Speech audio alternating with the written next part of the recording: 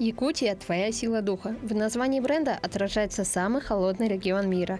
Именно благодаря своему холоду, природе и культуре туризм в Якутии продолжает набирать обороты. В прошлом году республику посетило рекордное количество туристов. Для развития отрасли из федерального бюджета было выделено порядка 240 миллионов рублей. Было проведено 60 мероприятий, 57 предпринимательских инициатив получили грантовую поддержку. Наиболее популярными в 2023 году в Якутии стали событийные и экологические виды туризма.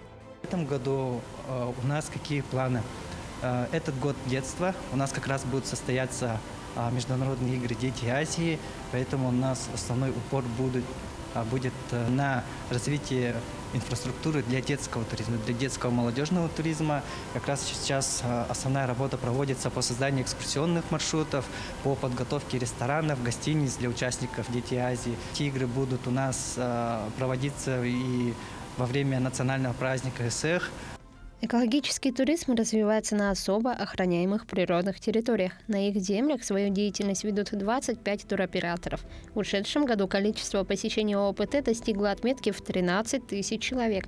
Всего на 235 заповедных территориях функционирует 35 туристических маршрутов. И самыми популярными ООПТ для туристов является, конечно же, природный парк «Синяя», где в основном проводятся сплавы, посещение Синских скал, также природный парк «Живые алмазы» Якутии в Мирнинском районе, где проводятся экскурсионные туры.